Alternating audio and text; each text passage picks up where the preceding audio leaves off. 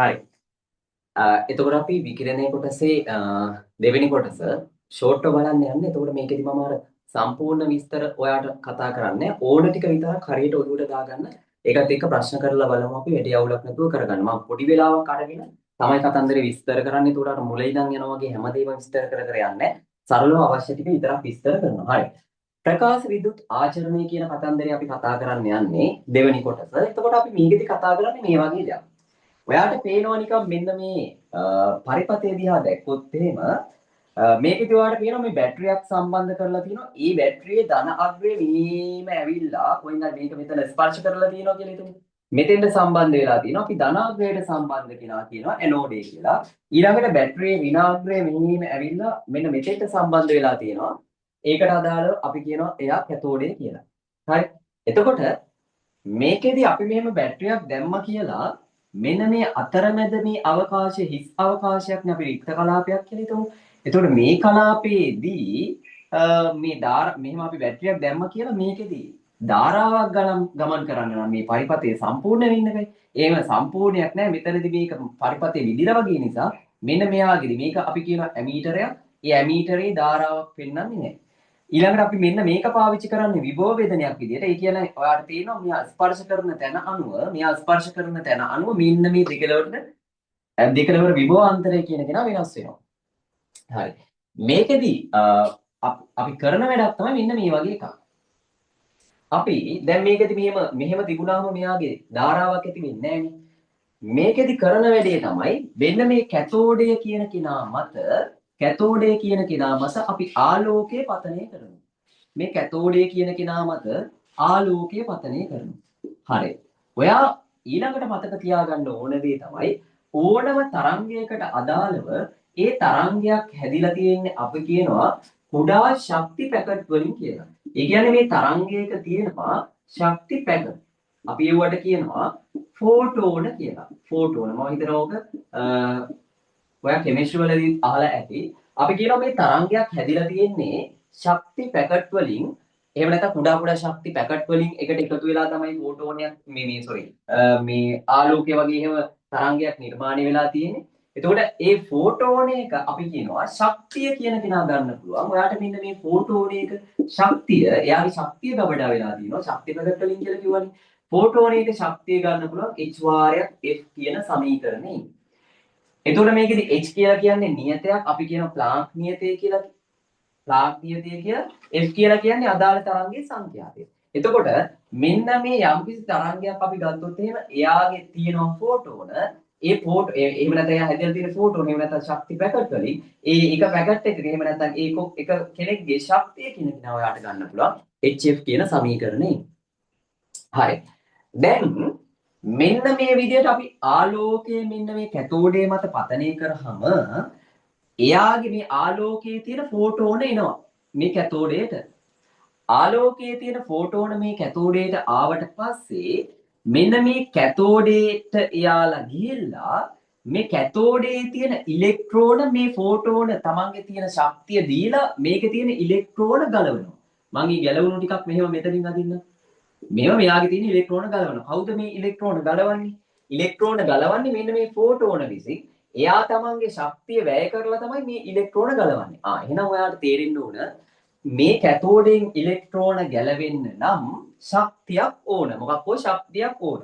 එතකොට මේ ෆෝටෝන කරන්නේ තමන්ගේ තියෙන ශක්තිය පාවිච්චි කරලා ශක්තිය දීලා මේ ඉලෙක්ට්‍රෝන ගලවනවා. මෙහෙම ඉලෙක්ට්‍රෝන ගැලෙව්වට පස්සේ ඔයාලට පේනවා මෙතන බැටරිය ධනාග්‍රේ ඍණාග්‍රේ සෙට් වෙලා තියෙනවා. මේ දෙකලවර විභවාන්තරයක් නිර්මාණය වෙලා තියෙනවා. ඒකත් එක්ක මේ ගැලවෙන ඉලෙක්ට්‍රෝන මෙන්න මේ පැත්තට ගමන් කරනවා. දැන් මෙන්න මේ මැද නිකන් අර විදුලි පරිවාරකත්වයේ බිඳ වැටුණා වගේ මෙතන ආරෝපණ ගිහිල්ලා පරිපථය සම්පූර්ණ වුණා වගේ හරියට අන්න ඒකත් එක්ක මොකක්ද වෙන්නේ? මෙයාගේ ධාරාවක් නිරූපණය කරනවා. ඒ කියන්නේ මෙයාගේ ධාරාවක් ගලන්න පටන් ගන්නවා. ඒකත් එක්ක මේ ආලෝකයේ පතනය කිරීමත් එක්ක මෙයාගේ මේ ධාරාව ගලපු නිසා අපි මේ ක්‍රියාවලියට නැත්නම් මේ ධාරාවට අපි කියනවා ප්‍රකාශ විද්‍යුත් ධාරාව කියලා. මේ ක්‍රියාවලියට අපි කියනවා ප්‍රකාශ විද්‍යුත් ආචරණය. එතකොට මේ ආලෝකය කියන කෙනා පතනය වීමත් එක්ක තමයි අපි ගත්තොත් එහෙනම් මෙයාගේ ධාරාව ඇති උනේ. මම හිතනවා සරලව ඔයා මේ කියපු කතන්දරේ තේරුම් ගත්තා. ඒකත් එක්ක දැන් ඔයාට තේරුණා මෙයාගෙන් ඉලෙක්ට්‍රෝන මේ කැතෝඩයෙන් ඉලෙක්ට්‍රෝන ගලවන්න ඕන. ඒ කැතෝඩයෙන් ඉලෙක්ට්‍රෝන ගලවන්න අවශ්‍යයි ශක්තියක්. ඒ ශක්තිය දෙන්නේ මෙන්න මේ ෆෝටෝන විසින්. එතකොට ෆෝටෝනයක් තමන්ගේ තියෙන ශක්තිය පාවිච්චි කරලා ඒ ශක්තිය යොදවලා මෙයාගේ ඉලෙක්ට්‍රෝන ගලවනවා. ඒ ෆෝටෝනයක ශක්තිය කියන කෙනා ඔයාට ගන්න පුළුවන් කවුරු කියලාද? HF කියලා. හරිනේ. ඔයා ඒක තේරුම් ගත්තා පළවෙනි දේ. ඊට පස්සේ සරලව ඊළඟට ඔයා තේරුම් ගන්න ඕන දේ තමයි මෙන්න මේ කැතෝඩයෙන් ඉලෙක්ට්‍රෝනයක් ගලවන්න අවශ්‍ය අවම ශක්තියක් තියෙනවා. දැන් ඔයාට ওই කැතෝඩේ විදිහට විවිධ ලෝහ පාවිච්චි කරන්න පුළුවන්. හරි එකම ලෝහෙ නෙමෙයි. විවිධ ලෝහ වර්ග පාවිච්චි කරන්න පුළුවන්. හරි. යම් කිසිය ලෝහ අපි සාමාන්‍ය ලෝහනේ පාවිච්චි කරන්නේ. ඒතකොට විවිධ ලෝහ වර්ග පාවිච්චි කරන්න පුළුවන්. ඒතකොට ඒ ලෝහයට ආවේනිකව එයාගෙන් ඉලෙක්ට්‍රෝනයක් ගලවන්න අවශ්‍ය අවම ශක්තියක් තියෙනවා. මම නිකමට උදාහරණයක් මම නිකමට කියන්නම් මෙහෙම එකක්. අපි හිතමු මෙන්න මේ කැතෝඩයක් මම හදලා තියෙනවා. මේ කැතෝඩය කියන කෙනා මම ගත්තේ යකඩ වලින් කියලා මම හිතන්න යකඩ. මේ කැතෝඩේ මම හදලා තියෙන්නේ යකඩ වලින්. මේ යකඩ වලින් එයාගේ තියෙන ඉලෙක්ට්‍රෝනයක් ගලවන්න අවශ්‍ය අවම ශක්තිය මම හිතන්නම් මම නිකමට කියන්නේ 50යි ජූල්. මම මේ නිකන් කියන්නේ හරි මේ යකඩ කැතෝඩයෙන් ඉලෙක්ට්‍රෝනයක් ගලවන්න අවශ්‍ය අවම ශක්තිය 50යි ජූල්. හරි. ඒ කියන්නේ අඩුම තරමේ 50යි ජූල් මෙයාට දෙන්න ඕන ඉලෙක්ට්‍රෝනයක් මෙයාගෙන් ගලවන්න. ඒතකොට 50කට වඩා වැඩිපුර දුන්නොත් අවුලක් නෑ කොහොමද ගැලවෙනවනේ. 50කට හැබැයි 50ක් ඕන අවම වශයෙන්. 50කට වඩා අඩුවෙන් දුන්නොත් එහෙනම් ගැලවෙන්නේ නෑ ඉලෙක්ට්‍රෝන. මම හිතනවා මම කියපු කතන්දරේ පැහැදිලි. හරි. ඒකත් එක්ක මම කියනවා මේ ඉලෙක්ට්‍රෝන ගැලවෙන්න ශක්තිය දෙන්නේ කවුරු විසින්ද? ෆෝටෝන විසින්නේ. ඔයාට තේරෙනවද ෆෝටෝනයක ශක්තිය කියන කෙනා එනවා අපිට HF කියන සමීකරණේ මම ඒක විතර දාලා තියෙනවා. එතකොට ඔයාලට තේරෙනවා ෆෝටෝනයක ශක්තිය කියන කෙනා සංඛ්‍යාතේ මත රඳාපවතින. තරංගයේ සංඛ්‍යාතේ මත. මම හිතන්නම් මොකක් හෝ සංඛ්‍යාතයකට අදාළව යම්කිසි තරංගයක ෆෝටෝනයක ශක්තිය එනවා කියලා 40යි ජූල් කියලා. මම නිකන් කියන්නේ. ඔයා දැන් මේ ප්ලාන්ට් නියතයේ අගය අපිට දෙනවා. හරි HF යම්කිසි සංඛ්‍යාතයකට අදාළව අපි මේක ගණනය කරලා බැලුවම HF ට දාලා ඒ ෆෝටෝනයක ශක්තිය කියන කෙනා මම හිතන්න ආවා කියලා 40යි ජූල් කියලා. දැන් මම ඔයාගෙන් අහුවොත් එහෙනම් ඔය 40යි ජූල් ශක්තියක් සහිත ෆෝටෝන තියෙන තරංගයක් මේ කියන යකඩ කැතෝඩියේ මත පතනය කරා කියලා ඉලෙක්ට්‍රෝන ගැලවෙයිද? නෑ. ඇයි? ෆෝටෝන විසින් තමයි ඉලෙක්ට්‍රෝන ගලවන්නේ. ෆෝටෝනයක මෙයාගේ තියෙන ශක්තිය ජූල් 40යි. හැබැයි මෙයාගේ ඉලෙක්ට්‍රෝනයක් ගලවන්න ජූල් 50ක් ඕන. හැබැයි තියෙන්නේ මෙයා ගාව ජූල් 40යි. ඒ හින්දා මෙයාට මේක ගලවන්න බෑ. හරි. මම ගන්න දැන් මම මේක ගන්නවා F1. F1. එතකොට F1 සංඛ්‍යාතය නිසා ඒ ෆෝටෝනේ ඒ කියන්නේ F1 සංඛ්‍යාතයක් තියෙන ෆෝටෝනයක ශක්තිය මම හිතුවා ජූල් 40යි කියලා. එහෙනම් ඒකට අදාළව ඉලෙක්ට්‍රෝන ගැලවෙන්නේ නැහැ. මේ යකඩ කතෝඩේ මත ඔය කියන තරංගය පතනය වුණා කියලා. හරි. මම සලකනවා තව තරංගයක්. ඒ තරංගයේ සංඛ්‍යාතය මම ගන්න F2යි කියලා. එතකොට එයාගේ ෆෝටෝනික ශක්තිය කියන කෙනා එනවා HF2කින් මම හිතන්නම් ගණනය කරලා බැලුවාම එයාගේ ෆෝටෝනික ශක්තිය මට එනවා 60යි ජූල් කියලා. දැන් ඔය කියන දෙවනි තරංගය මම මේක ගන්න පළවෙනි තරංගය මෙයා කියන දෙවනි තරංගය කියලා. ඔය දෙවනි තරංගය මෙයා මත පතනය වුණොත් එහෙම මෙයාගේ ඉලෙක්ට්‍රෝන ගැලවෙයිද? ඔව්නේ ගැලවෙනවා. ඇයි ගැලවෙනවා කියලා කියන්නේ හේතුව එයාගේ ෆෝටෝනයක ශක්තිය ජූල් 60ක් තියෙනවා. මෙයාගෙන් ඉලෙක්ට්‍රෝනයක් ගලවන්න අවශ්‍ය වෙන්නේ ජූල් 50යි. එහෙනම් අවශ්‍ය ප්‍රමාණය ගාව තියෙනවා. අවශ්‍ය ප්‍රමාණයටත් වඩා වැඩිපුර තියෙනවා. එහෙනම් මෙයාගෙන් ඉලෙක්ට්‍රෝනයක් ගලවන්න පුළුවන්. එහෙනම් මෙයාට ඉලෙක්ට්‍රෝනයක් ගලවන්න පුළුවන්. හරි. එහෙනම් මෙයා දැන් මම මේ යකඩ කැතෝඩේ මෙයා කියලා හිතන්න මෙතන කියලා හිතන්න. එහෙනම් මෙන්න මේ ෆෝටෝනයක ශක්තිය 60යි ජූල් තියෙන කෙනෙක් මේකේ පතනය වුණොත් 60යි ජූල් තියෙන කෙනෙක් මේකේ පතනය වුණොත් එහෙම මෙතනදී මේකෙන් ඉලෙක්ට්‍රෝන ගැලවෙනවා. එහෙම වුණොත් ප්‍රකාශ ධාරාවක් ඇති වෙනවා. හැබැයි මේ පතනය වෙන කෙනා මේ ෆෝටෝනයක ශක්තිය ජූල් 40ක් තියෙන කෙනෙක් මේකේ පතනය වුණොත් එහෙම මෙයාගෙන් ඉලෙක්ට්‍රෝන ගැලවෙන්නේ නැහැ. ප්‍රකාශ විදුලි ධාරාවක් ඇති වෙන්නේ නැහැ. හරිනේ. තව කෙනෙක් මම හිතනවා කියලා හිතන්නකෝ E කියන කෙනා සමානයි මම ගන්න මෙහෙම දැන් H1 ගත්තා H2 ගත්තා මම H බිඳුව කියලා ගන්න සෝරි මේ F1 ගත්තා F2 ගත්තා F බිඳුව කියලා ගන්නවා. ඔන්න තව තරංගයක් තියෙනවා තුන්වෙනි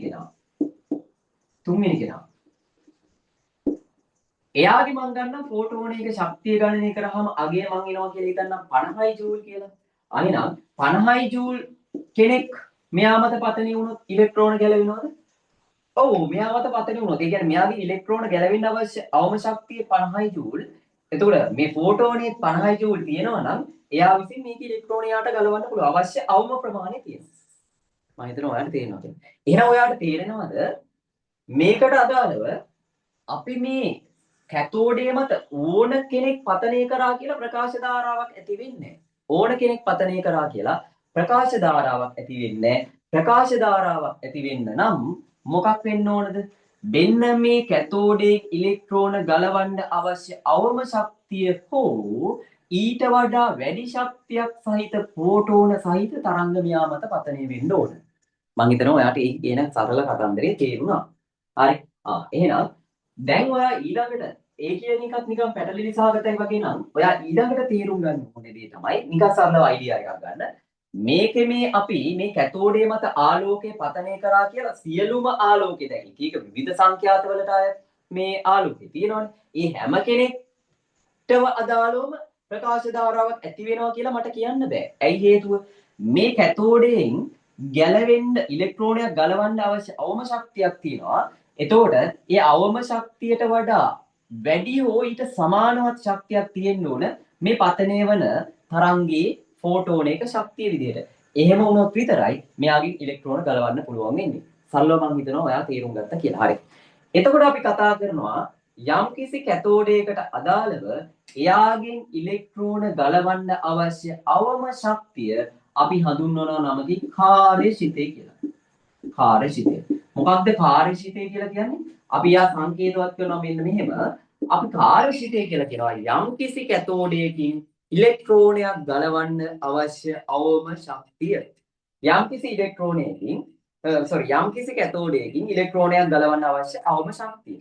ඒතර මේ කාර්යශිතය කියලා කියන රඳාපවතිනවා ලෝහය මත.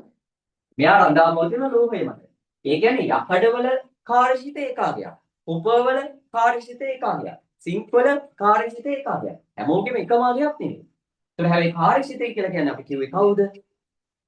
ලෝහ පෘෂ්ඨයකින් ඉලෙක්ට්‍රෝනයක් ගලවන්න නම් එයාට ලබා දිය යුතු එහෙම නැත්නම් ඉලෙක්ට්‍රෝනයක් ගැලවෙන්න අවශ්‍ය අවම ශක්තිය. ඒකත් එක්ක මම කතා කරනවා මෙහෙම එකක්.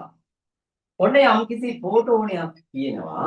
මේ ෆෝටෝනේ සංඛ්‍යාතේ F නෝට්. එහෙනම් මේ ෆෝටෝනේ ශක්තිය මට එනවා HF කියලා. HF කියලා. හරි. මම කියන්නම් යම්කිසි ලෝහයකට අදාළව එයාගේ කාර්යශිතය සමාන වෙනවා නම් HF නෝට්. ෆෝටෝනේ සංඛ්‍යාතයට එතනින් මට කියන්න පුළුවන් නේද? මේ ෆෝටෝනේ පතනය වුණොත් එහෙම මේ ෆෝටෝනේ පතනය වුණොත් එහෙම මොකක් වෙනවද? ඉලෙක්ට්‍රෝන ගැලවෙනවා.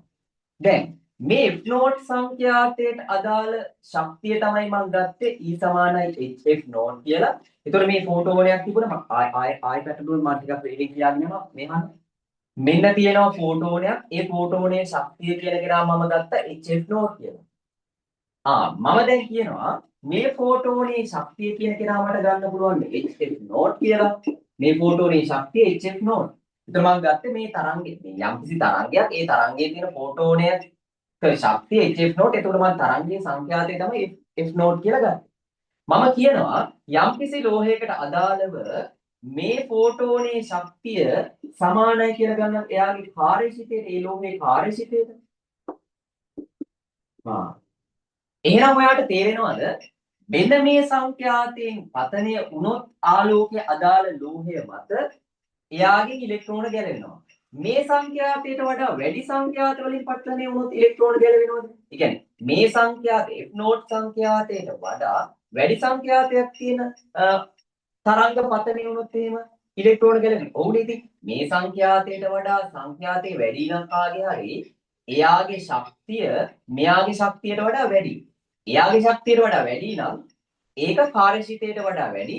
එහෙනම් ඉලෙක්ට්‍රෝන ගැලවෙනවා.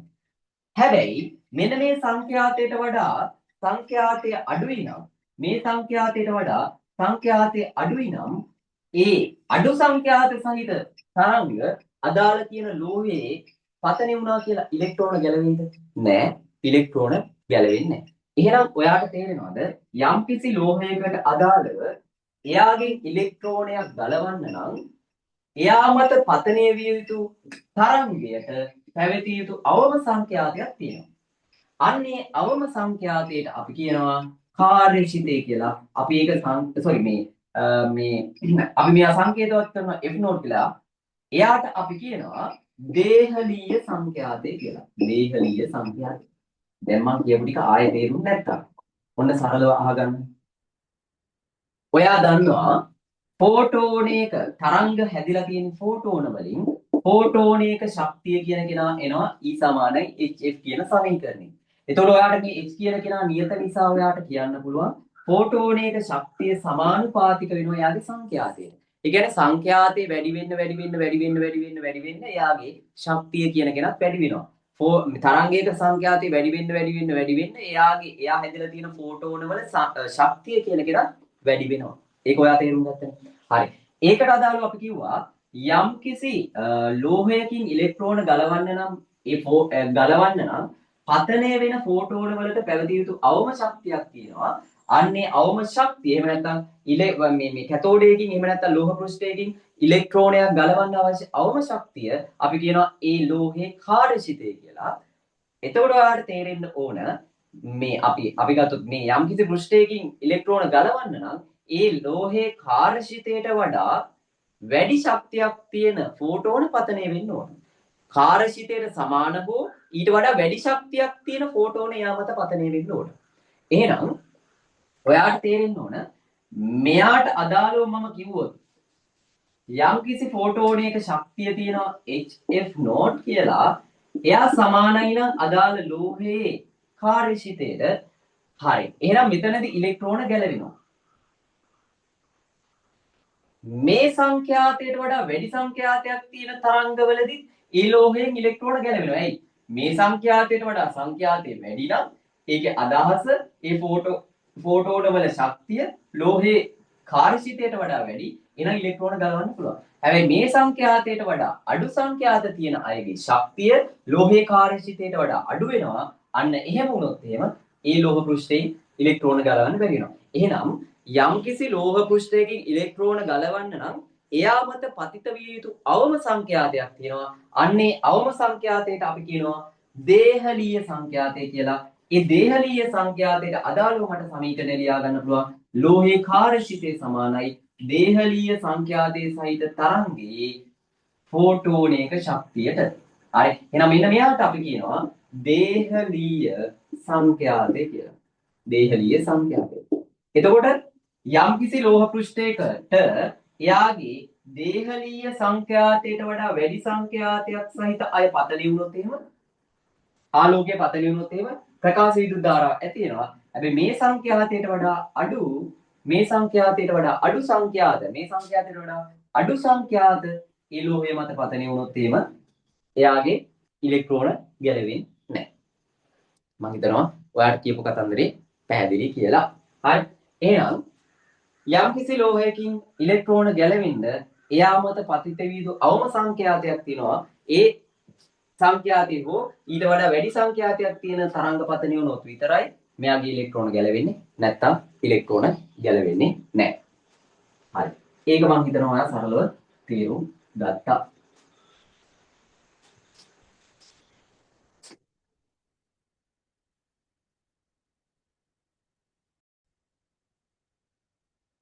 හරි. මම ඒක ඔයාලට ටිකක් පැහැදිලි කරන්න සරල උදාහරණයක් ගන්න මෙහෙම. ඔන්න යම්කිසි ලෝහයක් තියෙනවා. ඒ ලෝහය ඔය කැතෝඩේ විදියට දාලා තියෙනවා. මම හිතන්නම් එයාගෙන් ඉලෙක්ට්‍රෝනයක් ගලවන්න අවශ්‍ය අවම ශක්තියවත් ඒ ලෝහයේ කාර්යශීලී කියන කෙනා සමානයි කියලා 5 ජූල්ට. මේ ඇත්තටම මේ අගයන් මේ ඉලෙක්ට්‍රෝන වෝල්ට් වලින් මම හිතා කුඩා කියන ওই ශක්තියයි මම නිකන් ඔයාලට තේරෙන්න ගන්නෙ. හරි. දැන් ඊට පස්සේ මම ගන්න විවිධ වර්ණ වලට අයත් ආලෝකය රතු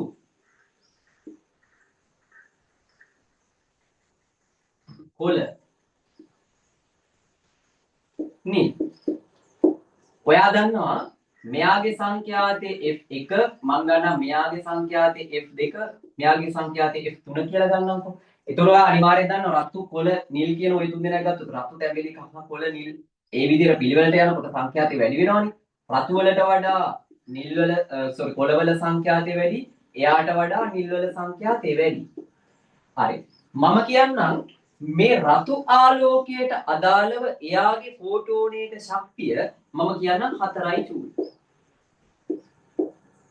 රතු වර්ණයට අදාළ ආලෝකයේ ෆෝටෝනේක ශක්තිය. ඔයා කොහොමද රතු වර්ණයට අදාළ ආලෝකයේ ෆෝටෝනේක ශක්තිය හොයාගන්නේ? අපිට ගන්න පුළුවන් E සමානයි h f1. ඕකේනේ. h ප්‍රාන්තියද ඒක නියතාවයක්. ඒක අපිට දෙනවා f සංඛ්‍යාතය ආදේශ කරගන්න තියෙන්නේ. අදාළ රතු වර්ණයේ සංඛ්‍යාතය. හරි. මම ගන්න 4යි ජූල්. මම මේ නිකන් කියන්නේ හරි. මේ සංඛ්‍යාත්මක කියන්නේ නිකන් මම ගත්ත වාට පහසුව තේරුම් ගන්න. හරි. කොළ වර්ණයට අදාළ ෆෝටෝනේක ශක්තිය මම හිතන්නම් 5යි ජූල්. නිල් වර්ණයට අදාළ ෆෝටෝනේක ශක්තිය මම හිතන්නම් කවුද 6යි නැත්නම් 8යි ජූල්. දැන් ඔයා කියන මම අර කියපු කතන්දරේ සරලව ඔයාට කියන්නේ. හරි. මේකෙදී නම් මෙයා මත රතු ආලෝකයේ පතනය වුණොත් එහෙම ඉලෙක්ට්‍රෝන ගැලවෙයිද? නෑ, ගැලවෙන්නේ නෑ. මෙයාගෙන් ඉලෙක්ට්‍රෝන ගලවන්න අවශ්‍ය අවම ශක්තියට වඩා ෆෝටෝනයේ ශක්තිය අඩුයි. ඉලෙක්ට්‍රෝන ගැලවෙන්නේ නෑ. එහෙනම් මෙයාගේ ප්‍රකාශ විද්‍යුත් ධාරාවක් ඇති වෙන්නේ නෑ. කොළ වර්ණයට අදාළ කෙනා පතනය වුණොත් මෙයාගේ ඉලෙක්ට්‍රෝන ගලවන්න අවශ්‍ය අවම ශක්තිය කාර්යශීලී ජූල් 5යි. මේ කොළ වර්ණයට අදාළ මේ ආලෝකයේ එයාගේ ෆෝටෝනේක ශක්තිය ජූල් 5යි. අවුලක් නැහැ. ගලවන්න පුළුවන්. ප්‍රකාශ විද්‍යුත් ධාරාවක් ඇති වෙනවා. ගලවන්න පුළුවන්. එතකොට මේ නිල් වර්ණයට අදාළව ෆෝටෝනේක ශක්තිය ජූල් 8යි. මෙයාගෙන් ගලවන්න ඕන. මෙයාගේ කාර්යශීලීය 5 ජූල්. ඔන්න මෙයාගෙනුත් ගලවන්න පුළුවන්. ඒතකොට මේ දෙන්නගෙන් ගලවන්න පුළුවන් ඉලෙක්ට්‍රෝන. හැබැයි මෙයාගේ බෑ. ඔයාට අර තේරෙනවද? යම්කිසි සංඛ්‍යාතයක් තියෙනවා. ඒ සංඛ්‍යාතයට වඩා යම්කිසි සංඛ්‍යාතයක් තියෙනවා. ඒ සංඛ්‍යාතයට වඩා වැඩි නම් ඉලෙක්ට්‍රෝන ගලවන්න පුළුවන් මෙයාගේ. ඒ සංඛ්‍යාතයට වඩා අඩුයි නම් ඉලෙක්ට්‍රෝන ගලවන්න බෑ. ඒකෙදි මම ගත්තා මේ ලෝහයෙන් ඉලෙක්ට්‍රෝන ගැලවෙන්න පතනය විය යුතු තරංගයට තිබිය යුතු අවම සංඛ්‍යාතය මම ගන්න F නෝට් කියලා.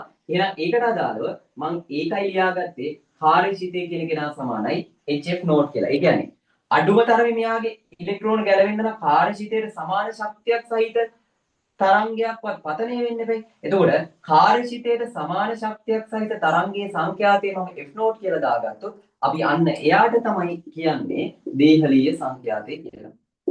දේහලීය සංඛ්‍යාතය කියලා.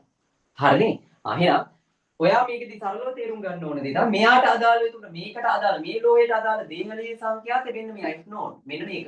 කොළ වර්ණයට අදාළ කෙනා. ඒතකොට කොළ වර්ණයට අදාළ සංඛ්‍යාතයට වඩා වැඩි සංඛ්‍යාතවලදී කොළ වර්ණයට අදාළ සංඛ්‍යාතයට වඩා වැඩි සංඛ්‍යාතවලදී ඉලෙක්ට්‍රෝන ගැලවෙනවා. මීට වඩා අඩු සංඛ්‍යාතවලදී ඉලෙක්ට්‍රෝන ගැලවෙන්නේ නැහැ. එතකොට අපි ගත්තා යම්කිසි ලෝහයකට අදාළව එයාගේ දේහලීය සංඛ්‍යාතය කියලා කියන්නේ එයාගේ ඉලෙක්ට්‍රෝනයක් ගලවන්න තිබිය යුතු අවම ශක්තිය සහිත තරංගයේ සංඛ්‍යාතය. එහෙම නැත්නම් අවම ශක්තිය සහිත තරංගයේ ෆෝටෝනයක සංඛ්‍යාතය කියන කෙනා තමයි අපි එයාගේ දේහලීය සංඛ්‍යාතය කියලා කියන්නේ. හරිනේ? මම හිතනවා ඔයා ඒක සරලව තේරුම් ගත්තා. දැන් ඔයා හිතන්නකො මේකෙදී ඔයා විසින් දේහලීය සංඛ්‍යාතයේ සහිත තරංගයක් මේ ලෝහය මත පතනය කරොත් එහෙම ඉලෙක්ට්‍රෝන ගැලවෙනවා. ඒ සම්පූර්ණ එයාගේ ෆෝටෝනයේ ශක්තිය පාවිච්චි කරලා ඉලෙක්ට්‍රෝන ගැලවෙනවා. ඔයා හිතන්න ඔයා මේක මත පතනය කරනවා දේහලීය සංඛ්‍යාතයට වඩා වැඩි සංඛ්‍යාතයක් තියෙන කෙනෙක්ව. එතකොට මොකක්ද වෙන්නේ? හරි. එතකොට මොකක්ද වෙන්නේ? දැන් නිකම් උදාහරණයක් අපි මෙයාගේ ගමු. මෙයාගේ ජූල් 5යි ඕන ඉලෙක්ට්‍රෝනයක් ගලවන්න. එතකොට මෙයාගේ කොළ වර්ණයේ පතනය කරොත් එමේ එයාගේ ෆෝටෝනයේ ශක්තිය ජූල් 5යි. ඒ හින්දා ඉලෙක්ට්‍රෝනි ජස්ට් ගැලවෙනවා. එච්චරයි. එතකොට අරයාගේ ජූල් 5ම වියදම් වෙනවා. මෙයාගේ මේ ඉලෙක්ට්‍රෝනේ ගැලවෙනවා. අපි හිතමු මෙයා මත මම පතනය කරේ නිල් ආලෝකය කියලා. නිල් ආලෝකය. එතකොට නිල් ආලෝකේ පතනය කරොත් මෙයාගේ ජූල් 8ක් තියෙනවා. ඒ ජූල් 8න් එයාට ඉලෙක්ට්‍රෝනේ ගලවන්න යන්නේ ජූල් 5යි. ජූල් 5යි. ඉතුරු තව 3ක් තියෙනවා. ඒතර ෆෝටෝනයක් එහෙම 5ක් දීලා ඉතුරු ටික තමන් ගාව තියාගෙන එහෙම නැහැ. දෙනවා නම් එයා ගාව තියෙන ඔක්කොම දෙනවා. එතකොට එහෙනම් මෙයාගෙන් ජූල් 8ක් හම්බ වෙනවා මෙයාගේ ඉලෙක්ට්‍රෝනයට. ඒ 8න් 5ක් පාවිච්චි කරලා මෙයා ඉලෙක්ට්‍රෝනේ ගැලවෙනවා මෙතනින්. ඉතුරු තුන එයාගේ චාලක ශක්තිය බවට පත් වෙනවා. එහෙනම් මම සමීකරණයක් ලියනවා මෙහෙම. මෙන්න මෙහෙම ඉලෙක්ට්‍රෝනයක් මත දේහලීය සංඛ්‍යාතයට වඩා වැඩි සංඛ්‍යාතයක් පතණය වුණොත් ඒකෙදි එකක් එයාගේ ශක්තිය ඒ ෆෝටෝනේ ශක්තිය වැවෙනවා කාර්යශීතයට ඊට අමතරව ඉතුරු ටිකක්පත් වෙනවා චාලක ශක්තිය බවට. එහෙනම් අපි ලියනවා සමීකරණ HF මම මේ කිව්වේ පතිත ෆෝටෝනේ ශක්තිය සමාන වෙනවා කාර්යශීතය ධන එයාගේ චාලක ශක්තියට. ඔන්න මම සමීකරණයක් ගන්නවා. එක සමීකරණයක් F නෝට් දේහලීය සංඛ්‍යාතයට වඩා වැඩි සංඛ්‍යාතයක් තියෙන කෙනෙක් පතනය කරොත් එහෙම ලෝහ පෘෂ්ඨයක එයාගෙන් ඉලෙක්ට්‍රෝන ගැලවෙනවා. ගැලවෙන ඉලෙක්ට්‍රෝන වල චාලක ශක්තියකුත් හම්බ වෙනවා. එතකොට ඒ ෆෝටෝනේ ශක්තිය සමාන වෙනවා ලෝහේ කාර්යචිතය ධන අර කෙනාට හම්බ වෙන චාලක ශක්තියට. එතකොට මට මේ කාර්යචිතය වෙනුවට ඕන නම් මෙන්න මෙහෙම එකක් දාගන්න පුළුවන්. HF සමානයි HF නෝට් ධන භාගයක් MV වර්ගය. එතකොට මේ දේහලීය සංඛ්‍යාතය කියන එක නම් මම දාගත්තේ HF නෝට් කියලා. HF note. එතකොට දේහලීය සංඛ්‍යාතයට අදාළ ෆෝටෝනේ ශක්තිය කාර්යචිතයට සමානයි කියලා කියන්න පුළුවන්. හරි. ඒකත් එක්ක ධන භාගයක් MV වර්ගය කියන ওই සමීකරණ ගන්න පුළුවන්. මම හිතනවා ඔයාලට සරලව ඒ කතන්දරේ තේරුණා.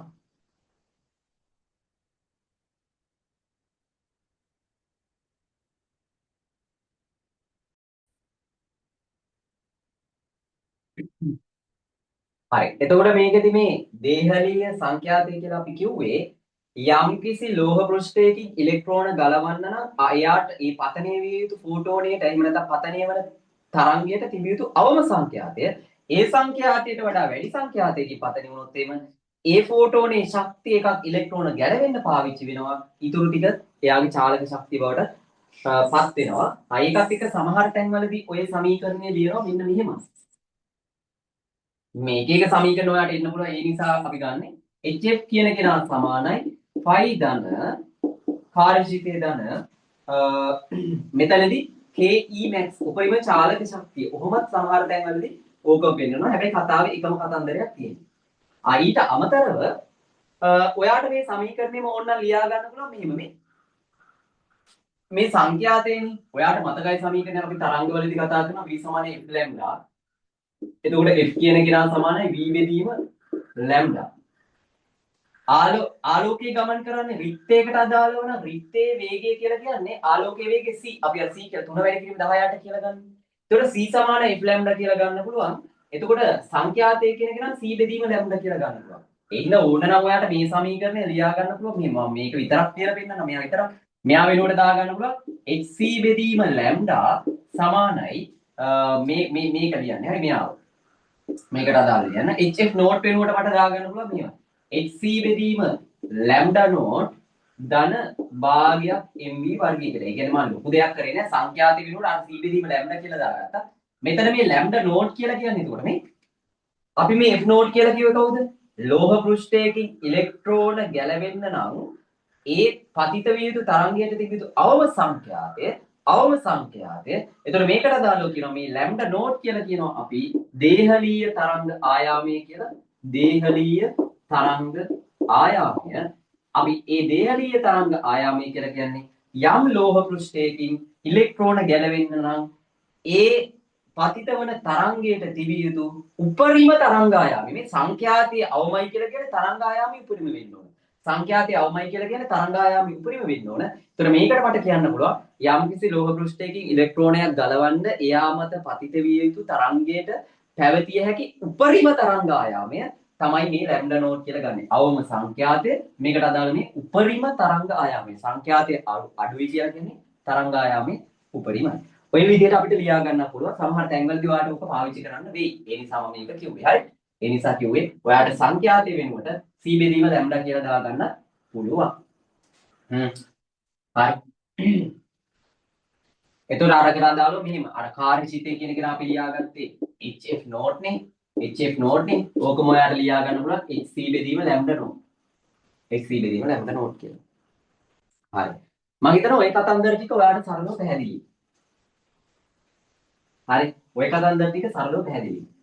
ඒකත් එක්ක මම මේ හැම කරුණක්ම පැහැදිලි කරන්න යන්නේ ඕන ටික විතරයි ඔයාලට කියාගෙන යන්නේ.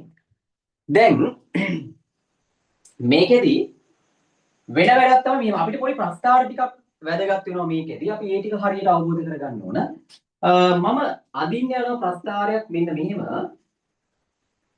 මේකේ I මේක මයික්‍රෝ ඇම්පියර් වගේක්. ඒ කියන්නේ මම මේ ප්‍රකාශිත ධාරාව ගන්නෙ V විභව අන්තරය. මෙන්න මේ දෙකලවර විභව අන්තරය මෙන්න මේ දෙකලවර විභව අන්තරයත් එක්ක මේ දෙකලවර විභව අන්තරය මට වෝල්ට් මීටරේ මැන ගන්න පුළුවන්. අන්නේ විභව අන්තරයත් එක්ක ධාරාව කියන කෙනා මෙයාගේ ගලන ධාරාව කියන කෙනා ප්‍රස්ථාරගත කරන්න යන්නේ. ඒකත් එක්ක අපි ගත්තොත් එහෙම මේ දෙකලවර විභවාන්තරේ සාමාන්‍ය විදිහට මේ විදිහට දීලා තියෙනවා. මේ පැත්තට ධනාත්මය මෙහෙට ඍණාත්මය සෙට් වෙන විදිහට. මම ප්‍රස්ථාරයක් දිනවා මෙන්න මේ පැත්තේ. හරි. ඔයා නිකවට හිතන්න මේකෙදි මෙන්න මෙයා මත පතනය වෙන ආලෝකය ඒ ආලෝකයේ සංඛ්‍යාතය දේහලීය තරංග ආයාමයට වඩා කුඩායි නම් මොකක් වෙයිද? ප්‍රකාශ විදුලි ධාරාවක් නැමේ. මෙයා මත පතනය වන ආලෝකයේ සංඛ්‍යාතය ඒ ලෝහයේ දේහලීය සංඛ්‍යාතයට වඩා ලෝහයේ ඉලෙක්ට්‍රෝන ගලවන්න නම් තිබිය යුතු අර පතනය විය යුතු අවම සංඛ්‍යාතයට වඩා අඩුයි නම් ධාරාවක් යන්නේ. අපි හිතමු ඊට වඩා වැඩි සංඛ්‍යාතයක්. ඒ කියලා කියන්නේ F0 ට වඩා වැඩි සංඛ්‍යාතයක් මෙයා දැන් මම මේක F1 කියලා ගන්නම්. F0 ට වඩා වැඩි සංඛ්‍යාතයක් සහිත කෙනෙක් පතන වුණා කියලා. එතකොට F1ට අදාළව මෙයාගේ ධාරාවක් නෑ. හරි? ධාරාවක් නෑ මේක බිඳුවයි. F1ට අදාළව. F2ට අදාළව මෙයාට වඩා වැඩි සංඛ්‍යාතයක්. මෙයාට වඩා වැඩි සංඛ්‍යාතයක් තියෙන කෙනෙක් මේක මත පතන වුණොත් එහෙම. වෙන වැඩේ තමයි ඔන්න ඔය විභවාන්තරය වැඩි කරගෙන යන. ඔයාලා මේ විභව බෙදනේ පාවිච්චි කරලා මෙතන දෙකලවර විභවාන්තරය වෙනස් කරගන්න. අපි ඒක වැඩි කරගෙන යනකොට මේ ප්‍රකාශ ධාරාව කියන කෙනත් මෙන්න මෙහිම වැඩි වෙනවා. වැඩි වෙලා නියතාංකයකට එනවා. එහෙම වෙන්නේ හේතුව මම ලොකුවට මෙතනදි පැහැදිලි කරන්න යන්නේ. ඒකට හේතුව තමයි මේ විභවාන්තරය වැඩි කරගෙන යනකොට මෙතනින් ගැලවෙන අය දැන් සමහර අය දැන් අපි તો මෙතනින් ගැලවෙනවනේ. ගැලවෙන සමහර අය එහෙම වැදිලා එහෙම මේ පැත්තට යන්නේ නැතුව ඉන්න අයත් ඉන්නවා. ඒ කියන්නේ මේ පැත්තට නොයන අයත් ඉන්නවා. සමහර අය මෙහෙම යනවා. සමහර අය යන්නේ නැහැ. ඒතකොට අර විභවාන්තරය වැඩි කරගෙන යනකොට මෙහෙට ඵලයන් කියලා දෙන අර තල්ලුව වැඩි වෙනවා. ඒ වැඩි වෙනවත් එක්ක අර නොයා ඉන්න අයත් කොහොම හරි ගැලවිලා යවෙනවා. ඒ කියන්නේ නොයා ඉන්න අය කියලා කියන්නේ සමහර විට මෙහෙ වැදිලා තාම යන්නේ නැතුව ඉන්න අය ඉන්නවා. ඒතකොට එයාලත් යන්න පටන් ගන්නවා මේ පැත්තට. අන්න ඒකත් එක්ක තමයි මෙයාගේ ධාරාව මෙහෙ වැඩි වෙන්නේ. හැබැයි එහෙම ධාරාව වැඩි වෙලා එක අවස්ථාවක් එනවා මේ ධාරාව නියත වෙන අවස්ථාව. ඒ කියන්නේ මෙතනින් ගැලවුණු ඔක්කොම යන අවස්ථාවක් එනවා. මෙතනින් ගැලවුණු ඔක්කොම යන අවස්ථාවක් එනවා. අන්න එතනදී ධාරාව නියත වෙනවා. ඒ නිසා ওই ප්‍රස්ථාරي හැඩය මතක තියාගන්න මෙන්න මේ වගේ එකක් එන්නේ. හරි. දැන් මම ඉතින් එහාට මේ පැත්ත කියලා කියන්නේ ප්‍රස්ථාරේ මේ පැත්ත කියලා කියන්නේ විභවය ඍණ කරලානේ. ඒ කියන්නේ මම මෙන්න මෙයාගේ මේ දිසා මාරු යතුරු පාවිච්චි කරලා මෙයාගේ අග්‍ර මාරු කරනවා. අග්‍ර මාරු කරපු ගමන් මේ පැත්ත දැන් ඍණ වෙනවා මේ පැත්ත ධන වෙනවා. හරි. මේ පැත්ත ඍණ වෙනවා මේ පැත්ත ධන වෙනවා. අන්න එතකොට දැන් ඉලෙක්ට්‍රෝන මේ පැත්තට එමින් හිටපුවාට එන්න එපා කියලා තල්ලුවක් දෙනවා. මෙයා ඇයි ඍණ විකර්ෂණයනේ. එන්න එපා කියලා දෙනවා තල්ලුව. අන්න එතකොට මේ පැත්තට යන්න ධාරාව එන්නේ මේ විභවය වැඩි කරගෙන යනකොට ධාරාව කියන කෙනා එන්නේ අඩු වෙනවා. අඩු වෙලා එනවා එක අවස්ථාවක යම් කිසි විභවයකදී ධාරාව සම්පූර්ණයෙන්ම බිඳුවක් වෙනවා. අන්න ඒ විභවයට අපි කියනවා එතකොට ඒක ඍණ අගයක්. ඍණ අගයක් කියන්නේ මේ පැත්තට තියෙන්නේ. අන්න එයාට අපි කියනවා නැවතුම් විභවය කියලා. නැවතුම් විභවය. එහෙනම් ඕකට අදාළව අර දේහලීය සංඛ්‍යාතයට වඩා වැඩි සංඛ්‍යාතයකින් පතන වුණොත් විතරයි ධාරාව යන්නේ. ඒකටත් අදාළව මේ දෙපැත්තේ විභවය වෙනස් වෙනකොට එයාගේ ධාරාව ගන්න විදිහේ ප්‍රස්ථාරය අපිට ගන්න පුළුවන් ඔන්න ඔය වගේ ප්‍රස්ථාරයක්. හරි. ඔන්න ඔය වගේ ප්‍රස්ථාරයක් මෙයාගේ නියත වෙනවා ධාරාව අවසානයේදී. මම හිතනවා ඔයාලට සරලව මේ කතන්දරේ තේරෙනවා කියලා. ඒකත් එක්ක දැන් මම මේක එන විදිය ඔයාලට ඔප්පු කරලා පෙන්නන්නේ මේකත් එක්ක පොඩි ඔයා දැනන් ඉන්න ඕන එකක් තියෙනවා. ඔයාලට මතකද අපි අර කලින් සමීකරණයක ලිව්වා අර චාලක ශක්තිය කියලා එක HF සමානයි කාර්යශීලී ධන KE max කියලා. අර ලිව්වේ චාලක ශක්තිය KE max.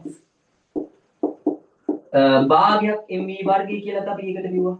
ඔන්න ඔය භාගයක් mv වර්ගය එහෙම නැත්නම් ඕකේ චාලක ශක්තිය කියන එක නා සමානයි වෙන්න මේ නැවතුම් විභවය මගින් කරන කාර්යයට ඒ කතන්දරේ ඔයා අමතක කරලා ඔයා හිතන්න වෙන්න මේ නැවතුම් විභවය ඉලෙක්ට්‍රෝනයක ආරෝපණයෙන් වැඩි කරාම ඊනාගේට ඔය කියන චාලක ශක්තිය කියන එක නා සමාන වෙනවා. මෙන්න මේ නැවතුම් විභවය ඉලෙක්ට්‍රෝනික ආරෝපණය මේ E කියලා මම දාගත්තේ ඉලෙක්ට්‍රෝනික ආරෝපණය S කියලා දාගත්තේ නැවතුම් විභවය. එතකොට ඔයාට මෙන්න මේ අර සමීකරණයේ ආපු චාලක ශක්තිය කියන කෙනා වෙනුවට දාගන්න පුළුවන් Ke max කියන කෙනා උපරිම චාලක ශක්තිය කියන කෙනා වෙනුවට දාගන්න පුළුවන් ඉලෙක්ට්‍රෝනික ආරෝපණීය වාරයක් නැවතුම් විභවය. එහෙනම් ඔයාට සමීකරණය මෙන්න මේ විදිහට ලියා ගන්න පුළුවන් නේ. අර කලින් ලියපු සමීකරණ.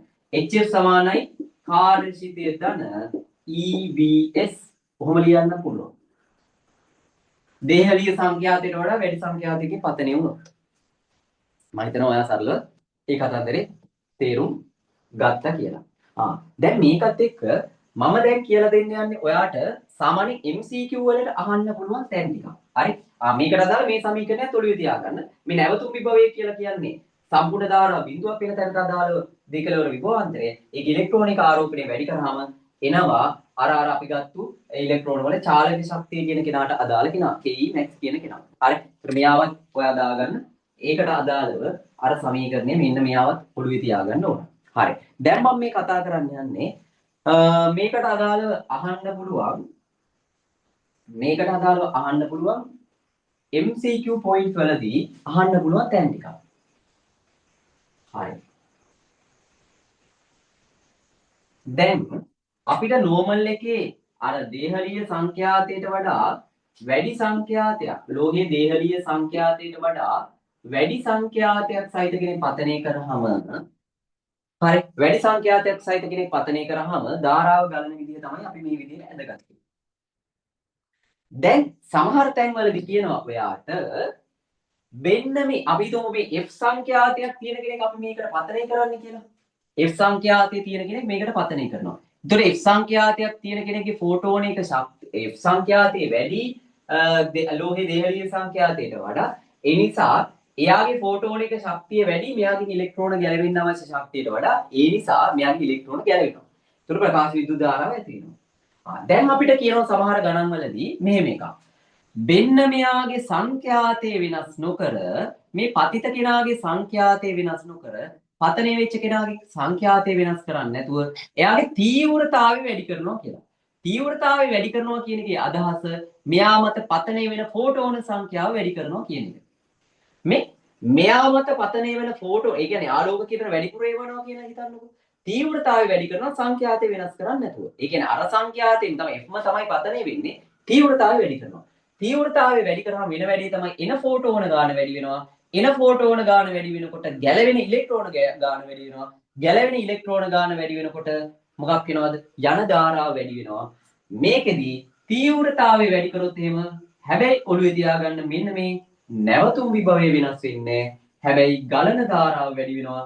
ඒ හින්දා මෙයාගේ ප්‍රස්ථාරය මේකට වඩා උඩින් යනවා. එහෙනම් මේක අඩු තීව්‍රතා වැඩි තීව්‍රතා. තීව්‍රතාවය වැඩි කරාම එනම් ආලෝකයේ තීව්‍රතාවය වැඩි කරාම ඔයාගේ ඔළුවේ තියෙන්න ඕන ආලෝකයේ තීව්‍රතාවය වැඩි කරාම ප්‍රකාශ විද්‍යුත් ධාරාවත් ඊට සමානුපාතිකව වැඩි වෙනවා. එහෙනම් ආලෝකයේ තීව්‍රතාවයත් එක්ක එයා හරහා ගලන ධාරාව කියන කෙනා ගත්තොත් ඒක වැඩි වෙනවා. ඒ හින්දා එකම සංඛ්‍යාතයේ තියෙන අය තීව්‍රතාවය වැඩි කරලා පතනය කරොත් එහෙම ප්‍රස්ථාර දැන් මෙයා මෙහෙම නම් අනිත් ප්‍රස්ථාර මේ විදිහට යනවා. හැබැයි මතක තියාගන්න එකම තැනින් පටන් ගන්නෙ අර නැවතුම් විභවය වෙනස් වෙන්නේ නැහැ. හරි. තව තැන්වලදී අහනවා මෙහෙම එකක්. ඔයාට කියනවා මෙන්න මෙහෙම. එහෙනම් මේ ප්‍රස්ථාරය වෙනම දාගන්න. හරි. මේ ප්‍රස්ථාරය වෙනම දාගන්න මේ වගේ එකක් අහුවොත් කොහොමද උත්තර දෙන්නේ කියලා.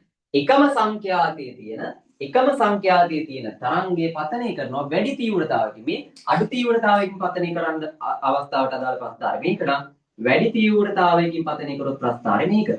හරි එකම සංඛ්‍යාතය හැබැයි. එතකොට මේක මාතෘකාව දාගන්න මෙහෙම එකම සංඛ්‍යාතය හැබැයි if not වඩා වැඩි සංඛ්‍යාතකින් පතනය කරන්න කියලා දාගෙන එකම සංඛ්‍යාතයේ වෙනස් තීව්‍රතාව. උනොත් එහෙම ওই වගේ ප්‍රස්තාරයක් එන්නේ. වෙනස් තීව්‍රතාව.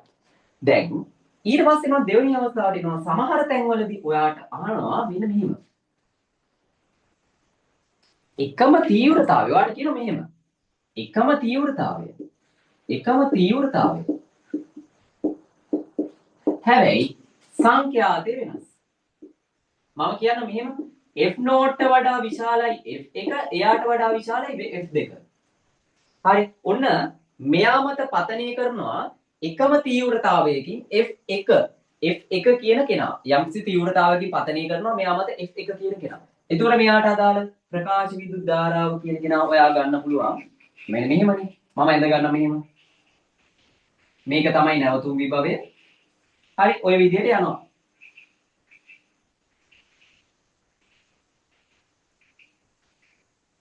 ඔය විදිහට යනවා කියලා මම හිතන ප්‍රස්තාවය.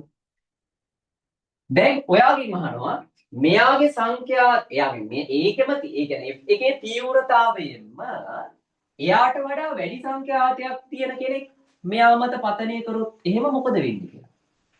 අන්න එතකොට ඔයා ඔළුවේ තියන්න මතක දාලා සමීකරණයක්. ඔයාට ආව HF සමානයි කාර්යශීලී ධන EVS. මෙයා නියතයක්. දැන් අපි මේ එකම ලෝහය මතනේ ඔය F1 සහ F2 කියන දෙන්නම පතනය කරන්නේ. ඒ ලෝහයට අදාළව මෙයා නියතයක්. හරි. මෙයාත් නියතයක්. එතකොට හතර සංඛ්‍යාතේ වැඩි කරනකොට ඔයාලට තේරෙනවා නැවතුම් විභවයත් වැඩි වෙනවා. එහෙනම් අපි දෙවනිය දැන් මේක මම F1 කෙනාට අදාළ ප්‍රස්ථාර කියලා හැදුවොත් F2 කියන කෙනාට අදාළ ප්‍රස්ථාරي තීව්‍රතාවය වෙනස් කරේ නැති හින්දා තීව්‍රතාවය වෙනස් කරේ නැහැ කියලා කියන්නේ එන ෆෝටෝන ගාන දෙන්නගෙම එකමයි ගැලවෙන ඉලෙක්ට්‍රෝන ගාන දෙන්නගෙම එකමයි යන ධාරාව දෙන්නගෙම එකම වගේ. හැබැයි ගත්තොත් එහෙම මෙයාගේ නැවතුම් විභවය කියන කෙනා අරයාගේ නැවතුම් විභවයට වඩා වැඩි අගයක් වෙනවා. අරයාගේ නැවතුම් විභවයට වඩා වැඩි අගයක් වෙනවා. එහෙනම් ඔයාලට තේරෙන්න ඕන ඔයාට සමහර තැන්වලදී ප්‍රශ්න අහනවා එකම තීව්‍රතාවයකින් පතනය කරනවා හැබැයි සංඛ්‍යාත වෙනස්. එතකොට වැඩි සංඛ්‍යාතයක් තියෙන කෙනාගේ දැන් මම මේ ධාරාව යන අවස්ථාවට අදාළව අර මේ පතනය කරන දෙන්නම දේහලීය සංඛ්‍යාතයට වඩා වැඩි. අන්න එහෙම වුණොත් එහෙම වැඩි සංඛ්‍යාතයේ තියෙන කෙනාගේ නැවතුම් විභවය වැඩි වෙනවා. ඔයා ඒකත් ඔළුවේ තියාගන්න ඕනේ. නැවතුම් විභවය වැඩි වෙනවා. හරි. මම මේ ඕන ටික ප්‍රශ්න වලට අහන ටික විතරයි ඔයාගෙන් මේ කතා කරගෙන යන්නේ. හරි. ඊළඟට ඔයාට ප්‍රස්තාර දෙන්න පුළුවන්.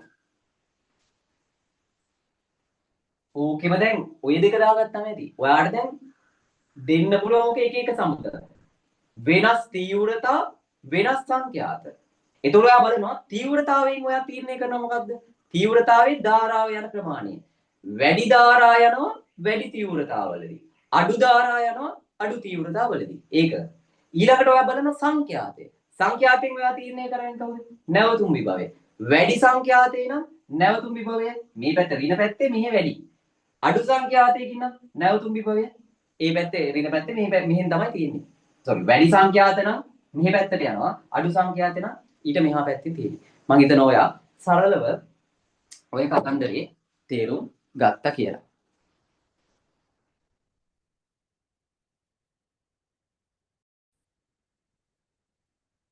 හරි.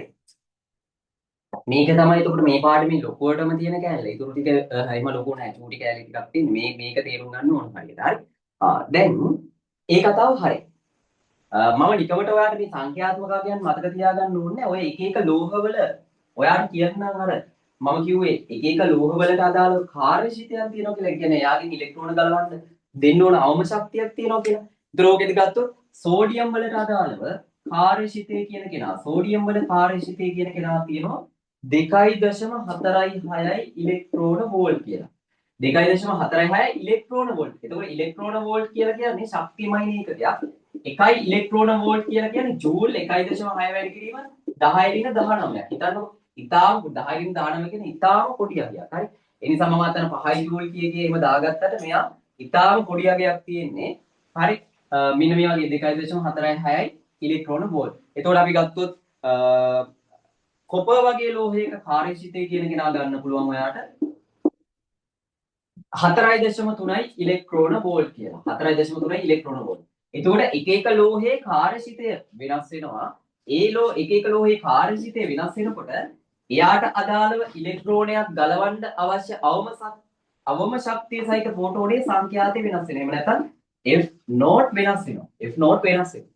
එතකොට මේ F අදාළ කෙනාගේ F0 එහෙම නැත්නම් දේහලීය සංඛ්‍යාතයට හෝ ඊට වඩා වැඩි සංඛ්‍යාතයකින් ඉලෙක්ට්‍රෝන පතනය වෙලා තිබුණොත් තමයි මොකක් වෙන්නේද? ඒ ලෝහ පෘෂ්ඨයෙන් ඉලෙක්ට්‍රෝන ගැලවෙන්නේ. මම හිතනවා ඔයා සරලව එක තේරුම් ගන්න. හරි. දැන් ඔක්කොම කතන්දර කතා කරලා ඉවරයි. මේ ටික මම නිකන් කියන්නේ මම මේකත් මගන්න. දැන් සමහර තැන්වලදී ඔයාට විවිධ ප්‍රස්තාර දෙනවා. ඔය දැන් අපි කතා කරපු සමීකරණ ටික මොකක්ද උනේ? ඔය සමීකරණ ටික ඔයාට හරියට පුළුවන් නම් හසුරුව ගන්න. හරි. මේකෙදි උත්තර ගන්න පුළුවන් ලේසියෙන්ම. අපි කතා කරා සමීකරණයක් එකක් මෙන්න මෙහෙම එකක් කතා කරා. අර ලෝහයකින් ඉලෙක්ට්‍රෝන ගැලවෙන්න අවශ්‍ය අවම ශක්තිය. මෙයා අපිට ගන්න පුළුවන් HF නෝඩ්. එහෙම නැත්නම් HC බෙදීම ලැම්ඩා නෝඩ් කියලා අපි කතා කරා එක. F නෝඩ් කියලා කිව්වේ ඒකට අදාළ දේහලීය සංඛ්‍යාතය කියලා කිව්වා. ඕක ඔළුවේ තියෙනවා. ඊට පස්සේ අපි කතා කරා මේ කාර්යශීලයට වඩා වැඩි ශක්තිය කියන්නේ F නෝඩ්ට වඩා වැඩි සංඛ්‍යාතයක් සහිත තරංගයක් ඒ ලෝහ පෘෂ්ඨය මත පතණය වුණොත් එයාගේ ශක්තිය එකක් කාර්යශීලයට වැය වෙනවා. එහෙම නැත්නම් ඉලෙක්ට්‍රෝන ගලවන්න වැය වෙනවා. ඊටු ටිකපත් වෙනවා කවුරු කියලා කිව්වද? චාලක ශක්තිය බවට. කොහොම සමීකරණයක් කතා කරා.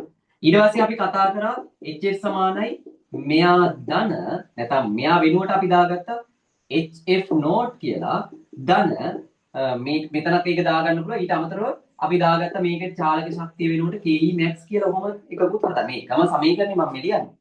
සමහර තැන්වලදී අපි HF කියන කෙනා සමානයි මෙහෙමත් දාගන්නවා HF නෝඩ් ධන මේ උපරිම චාලක ශක්තිය කියන කෙනා වෙනුවට අර EVS ඔන්න ඔය සමීකරණ ටික තමයි ඔළුවේ තියෙන්න ඕන.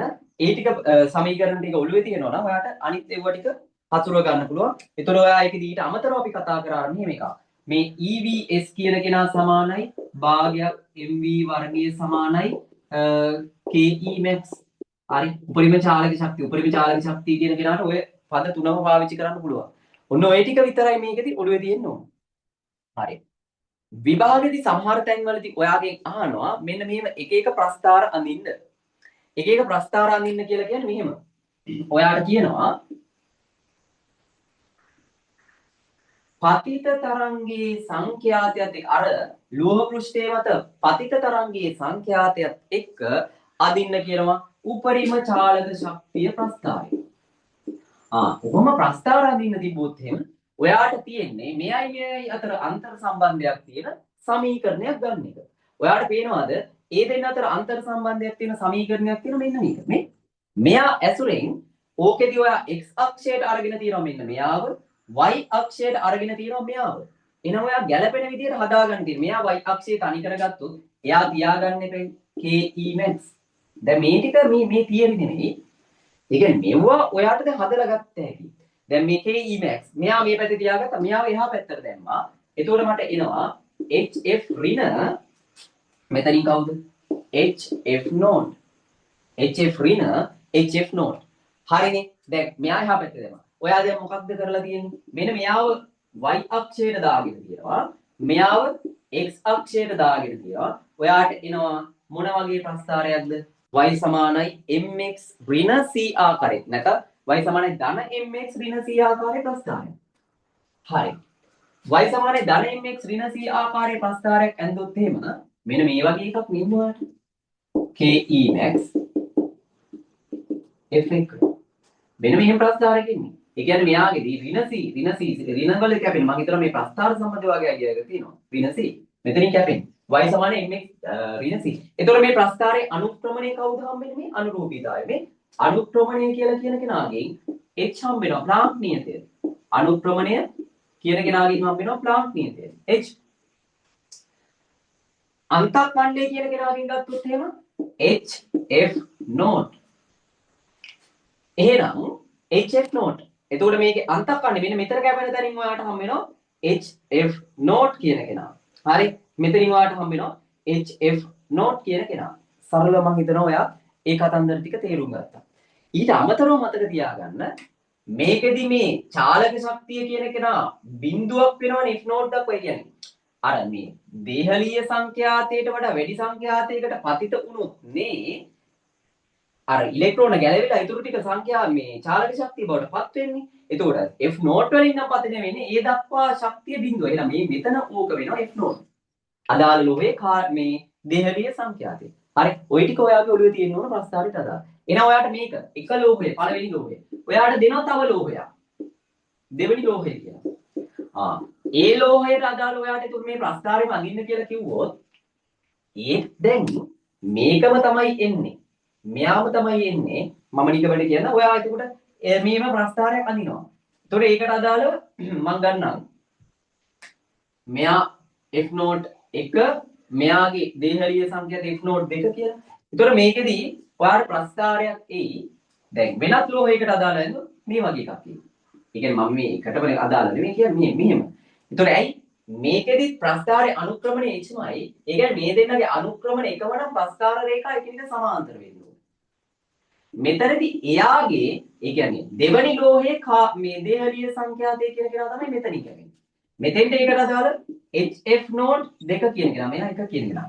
ඒ කියන්නේ විවිධ ලෝහවලට අදාළව මේ ප්‍රස්තාරය අඳින්න කියොත් ඔයාට ඉන්නේ. දැන් මේක මේ උඩින් යනවාද පහලින් යනවාද ඒක තීරණය කරන්නේ F නෝට් මත පදනම් වෙලා. හරි. ඔයාට විවිධ ලෝහවලට අදාළව මේ ප්‍රස්තාර අඳින්න කියලා කිව්වොත් ඔයාට එන්නේ සමාන්තර රේඛා මේ විදිහට සමාන්තර රේඛා. ඒ වගේද වෙනස් වෙන තැන් මෙන්න මේ කැපෙන තැන වෙනස් වෙනවා. මේ කැපෙන තැන වෙන්නේ අදාළ ලෝහයේ දෙහළිය සංඛ්‍යාතය. මෙතන වෙන්නේ h වාරයක් දෙහළිය සංඛ්‍යාතය. h වාරයක් දෙහළිය සංඛ්‍යාතය. ඒතර මේ තැන් විතරක් වෙනස් වෙනවා. මේ C අන්තකණ්ඩය මෙන්න මෙතන කැපෙන තැන මේ රේඛාවට අදාළ තැන වෙනස් වෙනවා. ඒ ඇර මෙතනදී මේ වගේ සමාන්තර රේඛා ඉන්නේ. මම හිතනවා ඔයාලට ඒ වගේ ප්‍රස්තාරයක් දුන්නොත් ඇද ගන්න පුළුවන්. අපි ගණන් වලදී බලමු ඉස්සරහදී. හරි. ඊට අමතරව සමහර තැන් වලදී ඔයාලට ඕකේ වැඩිපුරම අඳින්න වෙන ආයෙත් අඳින්න වෙන ප්‍රස්තාරයක් තමයි මෙහෙම ප්‍රස්තාරය.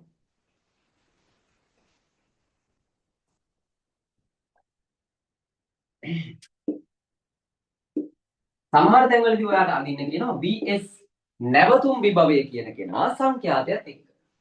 නැවතුම් විභවය කියන කෙනා සංඛ්‍යාතයත් එක්ක. ඒතකොට ඔයා කොයි එකද තෝරගන්නේ? මෙන්න මේ සමීකරණය. මෙයා තෝරගන්න. ඒතර ඒකට අදාළව ඔයා නැවතුම් විභවය තනි කරගන්න ඕන. නැවතුම් විභවය තනි කරගන්න ඕන y අක්ෂයේ මෙයා තනි කරගන්න ඕන x අක්ෂයේ f කියන කෙනා. ඒතකොට ඔයාලට කරන්න පුළුවන් මේ වගේ. v evs සමානයි. මෙයා මේ පැත්තේ තනි කරලා එහා පැත්තට දාගත්තොත් hf ඍණ hf නෝට්. හැබැයි දැන් e තයින් කරන්න එපා. හැම පදේම e ගෙන් බෙදෙනවා. මෙතනත් e ගෙන් බෙදෙනවා. මෙතනත් එතකොට e ගෙන් බෙදෙනවා. ඔයාට එනවා එතකොට ආයෙත් y සමානයි ධන mx ඍණ c ආකාරයේ ප්‍රස්තාරය. ඒතර ආයෙන්නේ ප්‍රස්තාරේ මේ වගේ එකක්.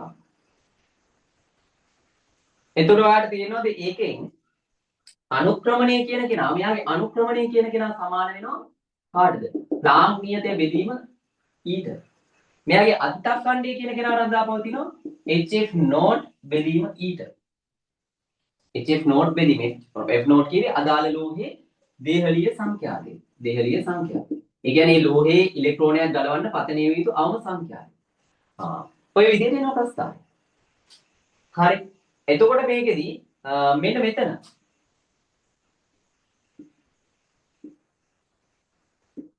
මෙතන කැපෙන තැන ආයෙත් මතක තියාගන්න. මෙතන කැපෙන තැන f නෝට් වෙනවා. ඇයි? f නෝට්ට වඩා වැඩිපුර සංඛ්‍යාතයක පතන වුණොත් තමයි EVS එහෙම නැත්නම් නැවතුම් විභවයක් ඇති වෙන්නේ. ඒතකොට මේ මෙතන කැපෙන තැන f නෝට් වෙනවා. එතකොට කලින් වගේමයි වෙනස් ලෝහයකට අදාළව මේක අඳින්න කිව්වොත් දැන් මේ ඔයා දැන් මේ එක ලෝහය. එතකොට තවත් ලෝහයකට අදාළව ඔයාට අඳින්න කිව්වොත් ඒ ලෝහයේ මෙන්න මෙයා වෙනස් වෙනවා. එතකොට මෙන්න මෙතනින් කැපෙන තැන වෙනස් වෙනවා. මේ අන්තක්ඛණ්ඩයක් වෙනස් වෙනවා. මෙයා වෙනස් වෙන හින්දා ඒ ඇර අනුක්‍රමණය වෙනසක් වෙන්න නැතිනම් අර වගේම සමාන්තර රේඛාවක් තමයි එන්නේ. ඒ කියන්නේ ඔයා වෙනත් ලෝහයකට අදාළව ඕක ඇඳගත්තොත් මම ගන්නම් මෙයා F නෝට් එක ඒ කියන්නේ පළවෙනි ලෝහයට අදාළ කෙනා වෙනත් ලෝහයකට අදාළ ওই ප්‍රස්තාරයක් මඳින්න උනොත් සමහර විට මෙහෙම රේඛාවක් එන්නේ. මේ දෙක සමාන්තර වෙනවා දෙක ලෝහය. එතකොට එයාගේ දේහලීය සංඛ්‍යාතයට අදාළ තැනින් තමයි මෙතන කැපෙන්නේ.